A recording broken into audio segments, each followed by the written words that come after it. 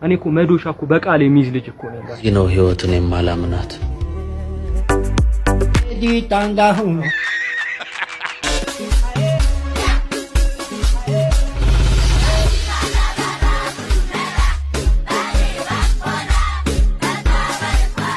ቤት ሰራተኛ ማለት አባ አሁን አንቺ ስራ ትችያለሽ? ሞኮሮኒ አሞኖክራለሁ፣ ሩዝ አሮዝዛለሁ፣ ፓስታ ፖስታለሁ፣ ስጋ ደግሞ አሰጋለሁ። ለህይወቴ ራሱ ታሰጋለሽ አንቺ። እኔ ነኝ አወቅሽኝ። በጣም ምን የሁለት ወር ኪራይ ልዝጋ እንዴት? በቃ ምንድነው አማራጭው? አይ የሁለት ወር ኪራይ ልዝጋልሽ ወይ ሰው የለሽም ወይ ወይንስ አማራጩ ምንድነው ልልሽ ፈልጌ ነው። እኔ ጌትነት ነኝ አቦሽኝ አይደል? አዎ ከተማ አልመጣሁም። በቀደም ጥብስ ሻላ ጥብስ ጠብሼ እየፈለኩ ነበር እያልሽ ነበረ። ያው ስላልመጣሁኝ ነው። ዳበለ ተመሰገነ አልመጣሁኝም። በቃ እመጣለሁ። ምን ልሁንልሽ ወይንስ ምን ትሆኝልኝ? በቃ በጣም በዚህ ዙሪያ ላይ ነው በቃ መሆን ያለበት።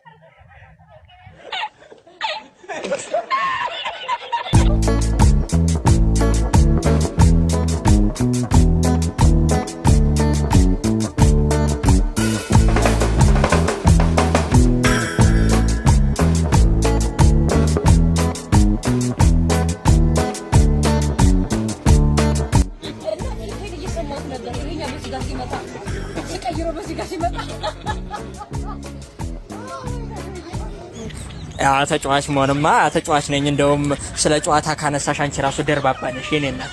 አንደበትሽ ማር ነው፣ ጥርጽሽ 8 ቁጥር፣ ጨዋታ ላይ አጥቂ ስሜ ነው አሸብር ማለት የኔ እናት። በጣም ቆንጆ የከተሜ ሴቶች ለቆርናቸው። አቤት አቤት አቤት አቤት አቤት ዳይ ኤክሰርሳይዝ ናይት ፍርክስ ቀንጠስራችሁ መቼም ማለት ያው እንግዲህ ራስን ጠብቆ በስፖርት በመገብ ወንድ ልጅ ማጠብ ከኪስ ላይ ገንዘብ እንደማለት ነው።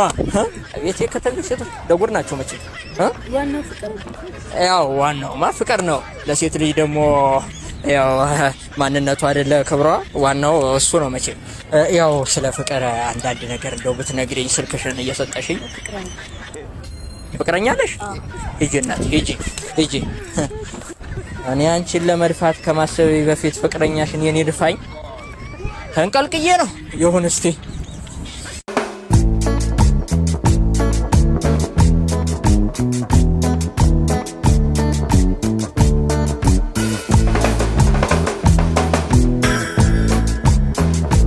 አንተና አይደል ባለፈው እርጎ የገረፍከው ልጅ ሰምቻለሁ። እኔ ጋሺ ምንድነው የሚያሰሩት? እርሶ ግን ጣሪያውን ቆርቆሮ እንድታለብስልኝ ነበር። ትችላለህ?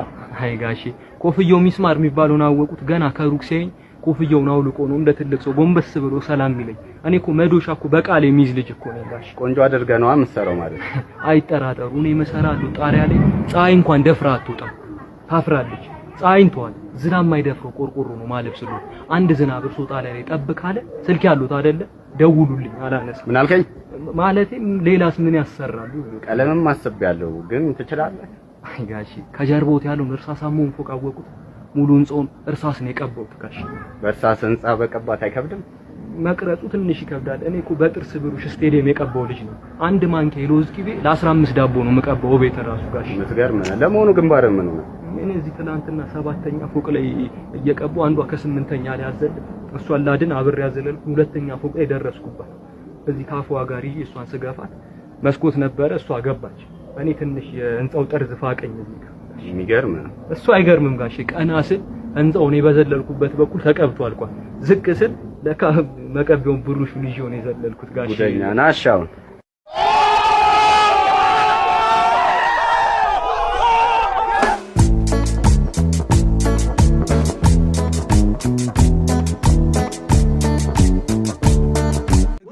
በርጣት ይላል እንዴ ነው ያው ነው አዋጅ መጣ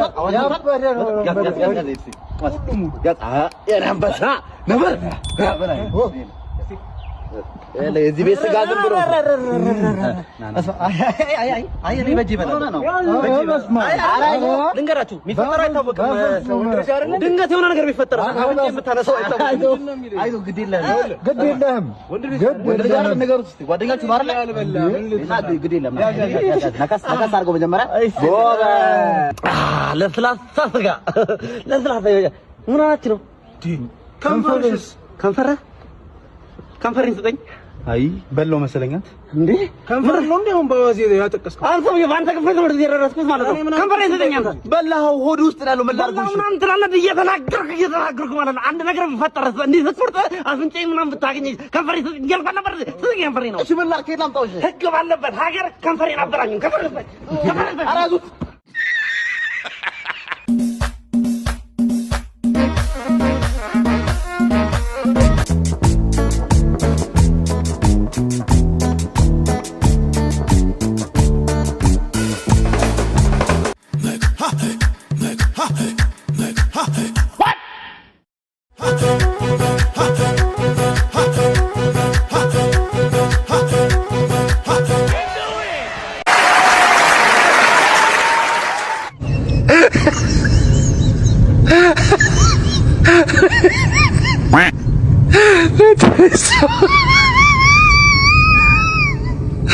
Aló.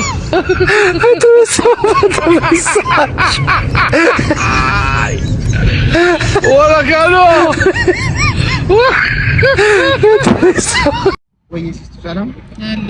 አረ ቸገረን። እኔ ምንም ብር አልያዝኩም። ምንም ጠፋ በእናትሽ። አረ የተገኘውን በእናትሽ የለኝም ሲባል ማክሰሙት ነገር በቃ ሰው የለኝም ካለ የለኝም ብሎ ያው ጊዜው እኮ ነው ሲስተር።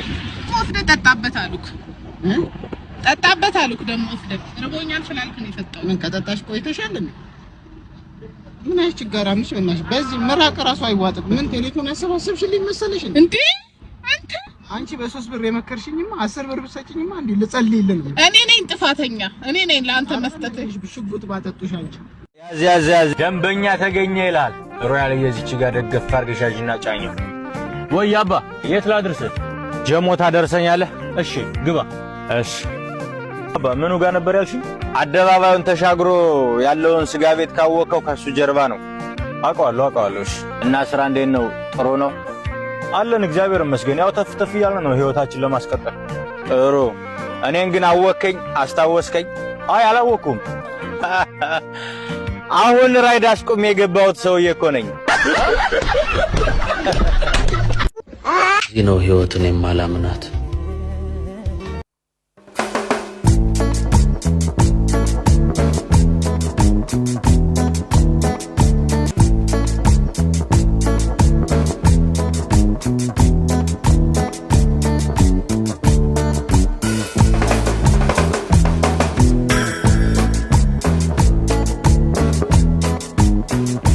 የሚለውን ድምጽ ሰማ እጅጉን እረበሻለሁ። ብዙ ወጣቶች ገንዘብ ሲያገኙ የሚሄዱበት ቦታ ሩቅ አይደለም፣ ሩጦ ወደ ቴሌ ብር ነው። ድሮ 30 ብር ስታገኝ ቺፕስ ወይ ዳቦ ትገዛለህ። አሁን ግን ሩጠ ወደ ቴሌ ብር ታስገባለህ። እኔ ህይወቴን ጥሩ አድርጌ የምኖር ሰው ነበር። አንድ የተረገመ የብሩክ ወንድም አሸናፊ ህይወቴን በጠበጠው። አቪያተር ደግሞ አስጀመረኝ። ሲፈልግ በፈረስ ሲፈልግ በቤቲንግ ህይወቴ ተበላሽቶ ነበር። አቆምኩ ስል መልሶ አቪያተር በጠበጠው። በሚለው ድምጽ ለብዙ ወጣቶች ረብሻ ይፈጥራል።